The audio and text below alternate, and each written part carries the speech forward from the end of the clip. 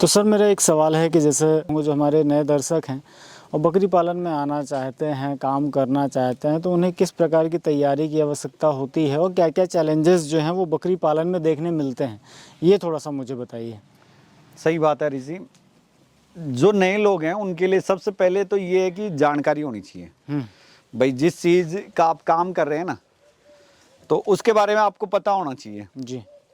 भाई क्या क्या डिजीज उसमें आएंगी, किस हिसाब से आपको मैनेजमेंट रखना है, फीडिंग चार्ट क्या है, ब्रीड कौन सी है, बिल्कुल। परचेजिंग आपको कहाँ से करनी है। तो ये चीज़ें, ये पैरामीटर होते हैं। जैसे पहले तो ये है कि आपको परचेजिंग कहाँ से करनी है, दूसरा आपको चीज़ कौन सी लेनी है। भाई आप एक क्राइटेरिया बनाओ, भाई मेरे को वहाँ से खरीदना है। साथ में जैसे ये आजकल ट्रेडिंग में है, जैसे भाई केजी के हिसाब से बकरी मिलती है आपको, तो ये इस चक्कर में आप नहीं पड़े। केजी के हिसाब से अगर आप चीज़ ले रहे हैं ना, तो वो आपको आगे फायदा नहीं देगी। दूसरा, जैसे आप बकरियां ले आए, भाई आपने किसी स्मार्ट बंदे को साथ रखा और उसने आपको बकरियां, बढ़िया बकरियां दिलवा दी। अब मेन शुरू होती है कहानी यहाँ से कि आप उनको किस हिसाब से हैंडल करेंगे।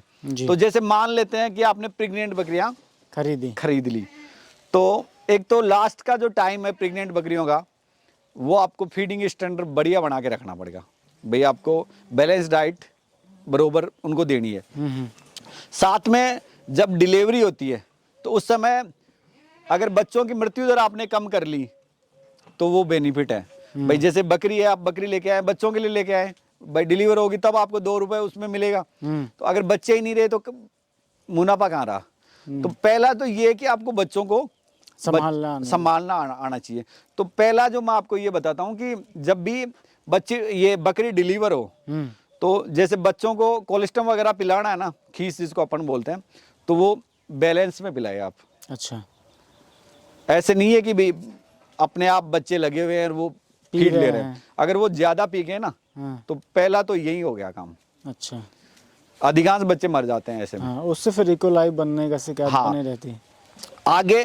आगे बच्चे, जैसे आप डीवर्मिंग वगैरह नहीं करोगे, जैसे मेरा ये मानना है कि आप 15 दिन पे छोटे बच्चों की डीवर्मिंग शुरू कर दें जी, और ऐसा आप करीबन 3 महीने तक रखें। हर 15 यानी जब तक उनका रूमन डेवलप नहीं हो ना, तब तक डीवर्मिंग का स्पेशल आपको ध्यान रखना है। जी। तो जैसे 15 दिन पे आपने पहला शॉट लगाया डीवर्मिंग के लिए, तो फिर हर 15 दिन पर आपको रेगुलर बॉडी वेट के हिसाब से जी डीवर्मिंग करनी चाहिए। तो 3 महीने तक तो ये हो गया। 3 महीने से 6 महीने तक आपको पर मंथ करनी है। अगर ऐसा कर लेते हैं तो ये आप मान के चलो कि आपने बच्चों को बचा लिया। एक तो बच्चों में वीकनेस नहीं होगी, दूसरा ये जो मिट्टी वगैरह खाते हैं ना, ये आपको देखने की जरूरत नहीं है भाई बच्चे मिट्टी खा रहे हैं। फिर एक चीज़ ये है कि फीडिंग का, ये आपने, जैसे मैंने आपको डीवर्मिंग का बता दिया, बच्चों की फीडिंग की बात कर लेते हैं अपन। तो जैसे हम यहाँ देखते हैं कि जैसे करीबन बच्चे की जो डाइट है वो करीबन 20 दिन के आसपास अपन शुरू कर देते हैं, स्टार्टर जिसे बोलते हैं अपन, काप स्टार्टर। तो उसमें क्या करते हैं लोग बाग, जैसे हरा खिलाना शुरू कर देते हैं उसको। तो ऐसा है कि करीबन आप 3 मंथ तक बच्चे को अवॉइड करें हरा खिलाने से। हाँ, सूखा जो मिल जाए, जैसे लूम पत्ती वगैरह है, ये खेजड़ी की सबसे बेस्ट है। अगर आप फार्मिंग में है ना, तो ये नीड है बच्चों के लिए। और करीबन 20 दिन पे आप हल्का दाना शुरू कर सकते हैं, जिसमें बाजरा वगैरह है, थोड़ा थोड़ा आप वो शुरू कर सकते हैं। साथ में जैसे ये और जोड़ सकते हैं आप कि जैसे डीवर्मिंग जब भी कर रहे हैं आप, तो लीवर टॉनिक ज़रूर दें आप जी। करीबन 10 डेज तक आप लीवर टॉनिक ज़रूर दें, और महीने में 20 दिन दें। अब 10 दिन तो स्किप भी कर सकते हैं जी। तो ऐसे में बेहतर प्रयास होगा। साथ में जो मदर जो बकरियां हैं, जैसे आप लेके आ रहे हैं, तो ये कोई वो नहीं है आइडेंटिटी की वो वहाँ वैक्सीन की हुई है। भाई अगले को पूछोगे आप, तो वो तो बोलेगा ही, तो वो बोल देगा। तो उस पे नहीं रहना है आपको जी। तो सबसे पहले जैसे फार्म पे आप बकरियां लेके आए ना, तो आपको ज्यादा तामझाम नहीं करना है। सबसे पहले डीवर्मिंग कर दो आप। प्रेग्नेंट बकरी है तो उस हिसाब से कर दो, नॉन प्रेग्नेंट है तो उस हिसाब से कर दो। प्रेग्नेंट है तो आप फेनवंडाजोल दे सकते हैं, और अगर नॉन प्रेग्नेंट है तो आप एल्बोमार या जो लीवामिसो, ये ऑक्सीक्लोजनाइट वगैरह, ये आप नीलजान के नाम से ब्रांड है, तो ऐसे में आप वो दे सकते हैं। डोज रेट बाकायदा वो उन पे लिखी होती है, सिर्फ देखोगे आप बॉडी वेट के हिसाब से जी जी वो दे सकते हैं। तो ऐसे में, और जैसे डीवर्मिंग भी आपको लाते नहीं करनी है, आप 4-5 दिन तक तो आप उनको आराम से रहने दो। 4-5 दिन बाद में आपने डीवर्मिंग कर दी, डीवर्मिंग करने के 6-7 दिन बाद में आपको वैक्सीन करनी है जी। वैक्सीन करें तो सबसे पहले आप जैसे ईटी से शुरू कर सकते हैं। सीजनल, अगर जैसे फसल कटाई का समय है तो आप सबसे पहले ईटी करें। तो ईटी का ये है कि जैसे अपने जनरल यहाँ देखते हैं कि बूस्टर काम में नहीं लेते, जैसे भाई ईटी का लगा दिया शॉट, फिर वो सिंगल डोज में ही काम चलाते हैं, तो आप उसका बूस्टर भी लगाएं जी। तो मेनली जैसे बकरियों में जैसे बात ही चल गई है तो ये भी बता देते हैं कि टीके कौन कौन से लगते हैं। तो बकरियों में जो टीके हैं वो मेनली आप 4 तरह के टीके फार्म पे काम में ले सकते हैं। जैसे पीपीआर है, जहाँ बकरियां ज़्यादा है, भाई हार्ड में ज़्यादा बकरियां हैं तो वहाँ प्रतिवर्ष काम में ले सकते हैं। बाकी जो साइंटिफिक तरीके से 3 ईयर पे उसको रिपीट करते हैं। फिर भी अपन कहीं ना कहीं से कोई ना कोई नया जानवर अपन उसमें लाते रहते हैं, हर्ड में जुड़ता जाता है।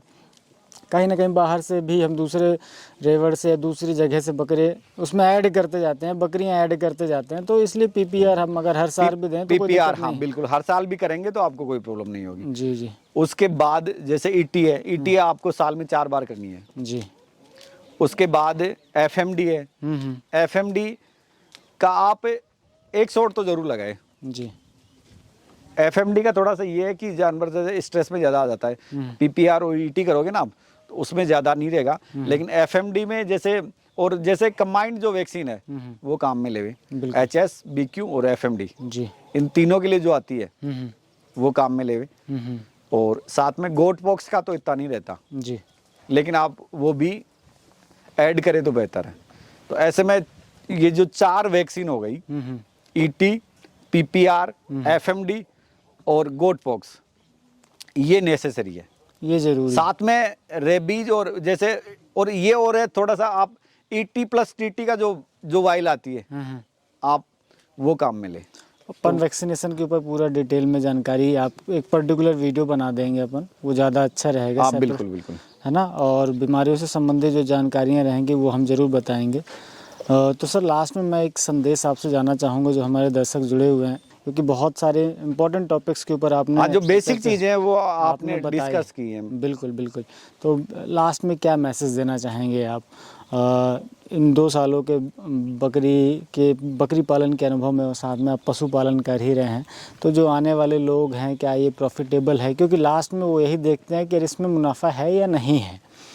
और तो मैं आपसे जानना चाहूँगा ये थोड़ा सा इसमें, ये सवाल भी जैसे यूट्यूब पर देखते हैं, जैसे भाई करोड़ों कमा रहे हैं, अरबों कमा रहे हैं तो हमारी सी ये वो कहानी नहीं है जी। अपने पुरखों ने भी ये बकरियां पाली हैं, अभी भी पाल रहे हैं जी। आप देख रहे हैं कई जो लोग हैं वो पैसे से इसी में जुड़े हुए हैं। तो मेरा ये मानना है कि ये जो बकरी है आपकी बेसिक जरूरतें पूरी कर देंगी। जैसे जो एक नॉर्मल फैमिली है, एग्रीकल्चर कर रहे हैं या और कोई काम धंधा है छोटा मोटा, उसके साथ आप ऐड कर सकते हैं इसको। तो ये है कि आप अगर मेहनत से करते हैं, तरीके से करते हैं, तो रिटर्न जैसे पर डे की जो मजदूरी वाला काम है ना, उस हिसाब से आपको मिल जाएगा, रिटर्न मिल जाएगा। हाँ, फिर नंबर ऑफ गुड्स जैसे आप संख्या बढ़ाओगे तो रिटर्न उस हिसाब से मिलता है, उसी हिसाब से मिलेगा। भाई उसमें फिर सारी चीज़ें इंक्लूड रहती हैं। आपका मैन पावर भी लगेगा, आपका भाई बेस जब स्ट्रांग रहेगा तो भाई जब संख्याएं बढ़ जाएंगी तो जेब से खर्चे भी लगेंगे। बिल्कुल बिल्कुल। तो उन बकरियों के ऊपर ही निर्भर करता है। अब जैसे कोई अगर किसान ही है, वो अगर 10-20 बकरियां रखना चाहता है तो आराम से वो एक छोटा सा सेटअप खेती किसानी के साथ वो कर सकता है। व्यावसायिक दृष्टि से देखेंगे तो फिर वो संख्याएं हमें बढ़ानी पड़ेगी, लार्ज स्केल पे करना पड़ेगा। नंबर ऑफ संख्या करीबन 50 से प्लस होगा ना आपका, तो मुनाफा भी उस तरीके से बिल्कुल उसी पे डिपेंडेबल रह पाएंगे। बाकी ये कहेंगे कि 10 बकरियां यार मैं यही काम कर रहा हूँ, तो नहीं चलेगा, वो नहीं चल पाएगा।